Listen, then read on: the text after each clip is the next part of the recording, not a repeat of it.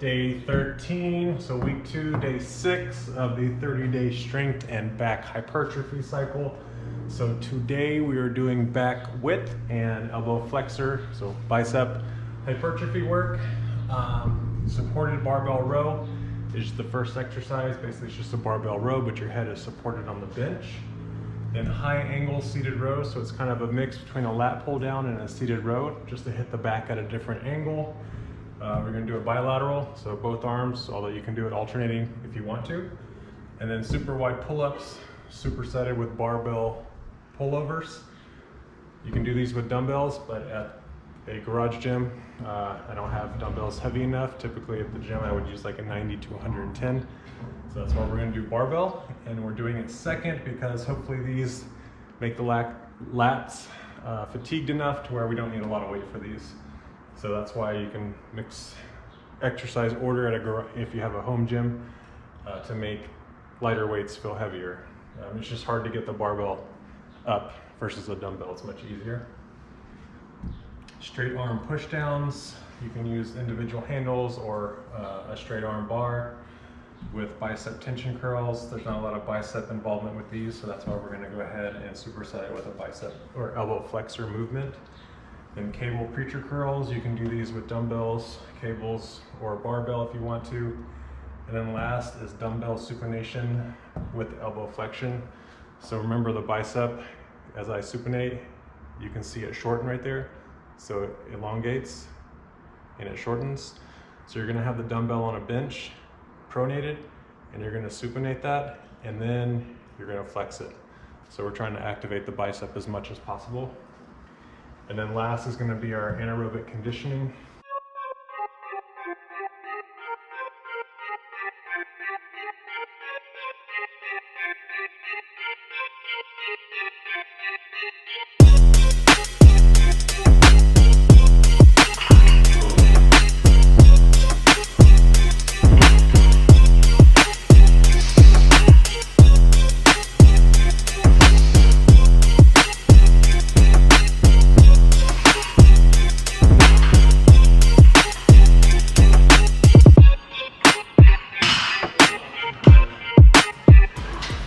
Exercise 2, so high angle seated row. As you can see, it's kind of like a hybrid between a lat pull and a seated row. It's just to change up the angle of hitting the back. And we're going to use supine grip as we come back, just like that. And you want to not worry about the weight, but squeeze your shoulder blades together as hard as you possibly can and hold it for about a half second. Full stretch on the lats.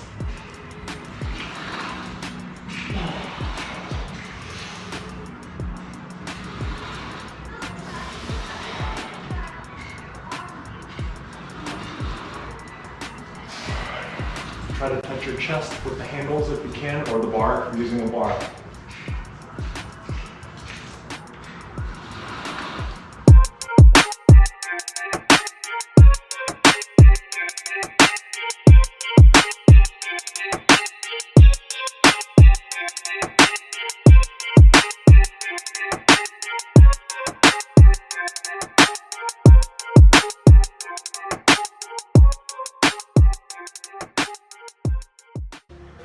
So next is the super wide pull-up, supersetted with pullovers.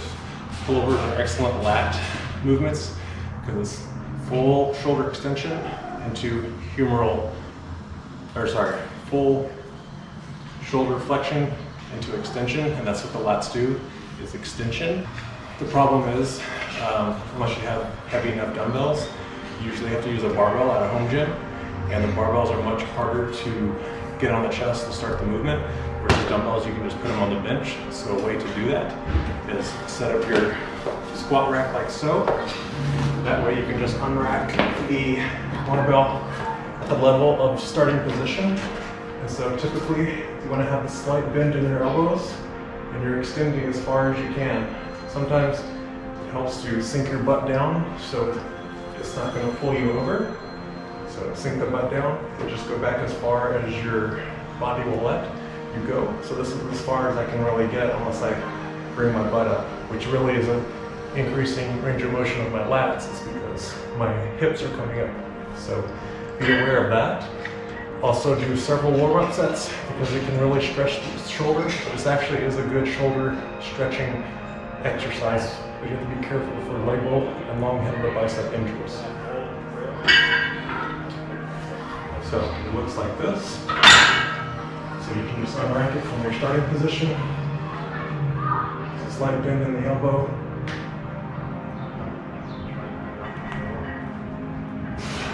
Just like that.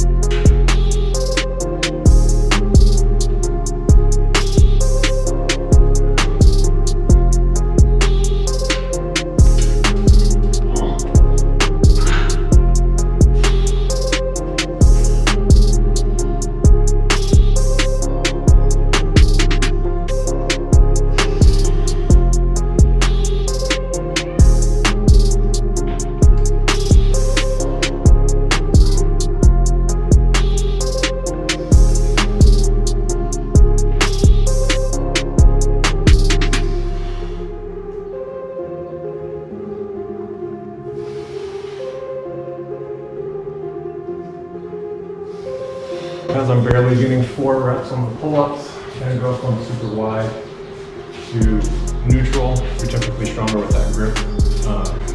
So we'll do neutral and see if we can get a few more reps on the pull-ups.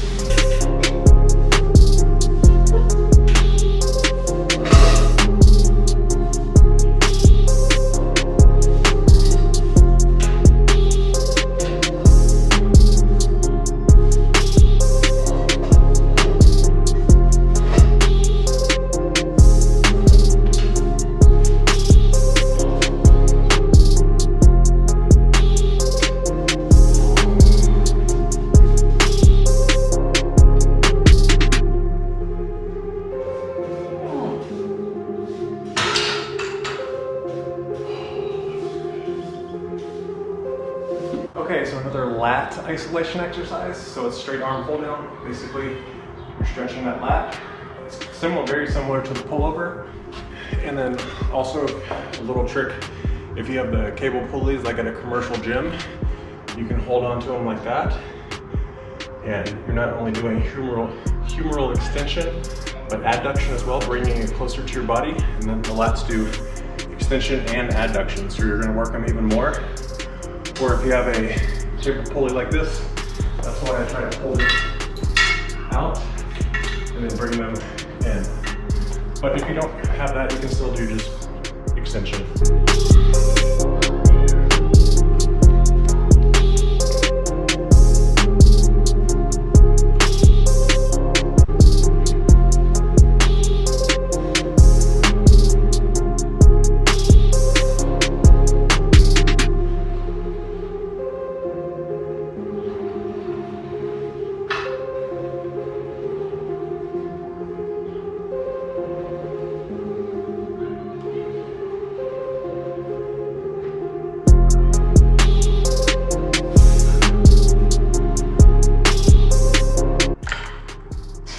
So remember, tension curls are what they do. They keep tension on the bicep the whole time, or elbow flexors. So you're coming down, as soon as you touch your thigh, come back up. Don't let it bounce off. Just let it gently touch and then come back up. So as you can see, it touches before I can fully extend. That way there's constant tension on the bicep. When you're down here, it gets to rest very briefly before you come back up. But doing this, tension's constantly there. So we're trying to induce a state of lactic or acidosis, build up lactic acid, which in turn increases mitochondrial production.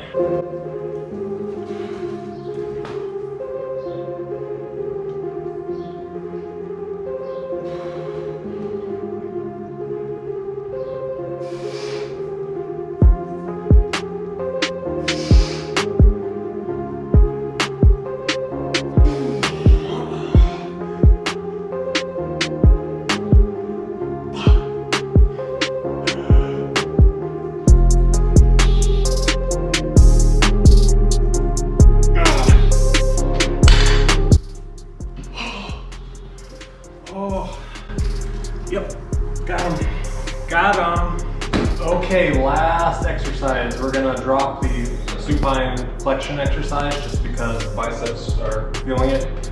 And the ANACON is gonna be pretty tough. So we're gonna do makeshift or DIY cable curl or preacher curls with the cable. You can also do these with a GHD machine using a barbell or cables, but it takes more effort to move that GHD around. So these are pretty simple. Set it at 45 degrees. You can change the angle as well, make it more steep, make it less steep. So whatever you feel like doing. You can do individual handles, you can do bar. I'm gonna do bar bilateral just because it's a little bit quicker. So yeah, so 3 sets of 10 with maybe a 90-second rest in between. So you're just resting on the bench. You can sit down a little bit if you want to, like this, and then have some wrist extension. So you're gonna have the wrist extended like this. That way you're gonna have less of the forearms working and putting most of the effort on the elbow flexors. So let's go. You can do narrow grip, wide grip, whatever your preference. It's good to change it up, hit different areas of the bicep. Sorry, the elbow flexors. Remember, this actually is less, probably work on the bicep the least out of all the muscles of your elbow flexors with this.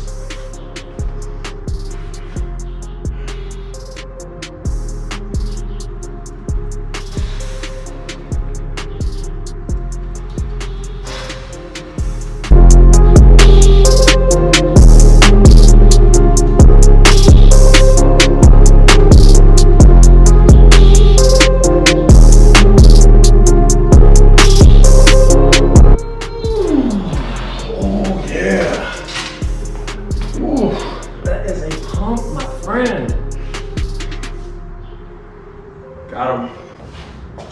All right, we did it, good work. So this is the final workout. We just took off the supine flexion curl exercise. Biceps or elbow flexors are much more fatigued than I thought they would be. So that's good. And a lot of good lat work, several isolation movements for the lats. So that's good. Kind of gave the legs a rest. So now we're gonna do anaerobic conditioning. It's gonna be really hard, I think. I hope we can get to round 3 because our biceps are so tired. So let's give it a try. It's an ascending set. Basically it's infinity sets if you can make it. So every round is 2 minutes. It's strict pull-ups with burpees. So very simple, but it's gonna be really hard. So round 1 is 5 pull-ups and 5 burpees. So you start the timer, do 5 pull-ups and 5 burpees. Whatever your time left over is your rest. Once that timer beeps, the next round starts. So 2 minutes again for 7 pull-ups, 7 burpees. If you can complete the number of reps within that 2-minute time period, you get to move on to the next round. Let's say we're at round 4 and I do 11 pull-ups and 8 burpees, but then the timer goes off. I don't get to go to round 5, which is 12 and 12. So I would write down my number, keep track of that, and then repeat that in the future to see if I get fitter. So that's how it goes. So you can keep going basically until you can't progress to the next round. So that's a really good one. Very simple, minimal equipment, but it's gonna be really hard.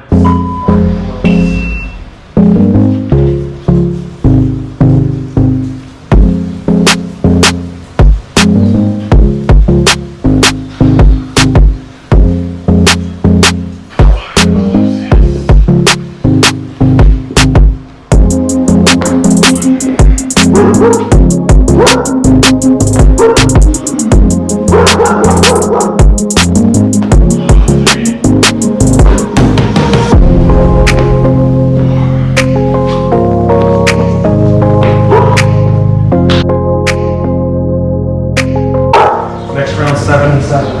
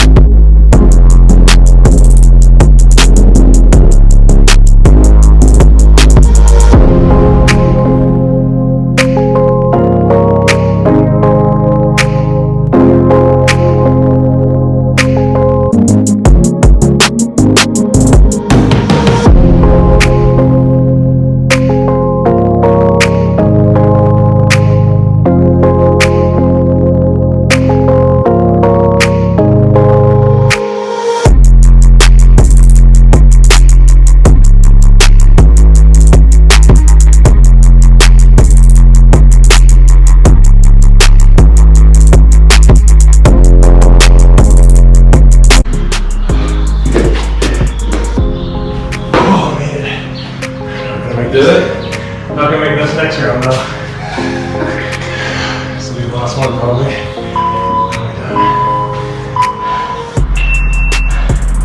What's that, you have 2 minute breaks?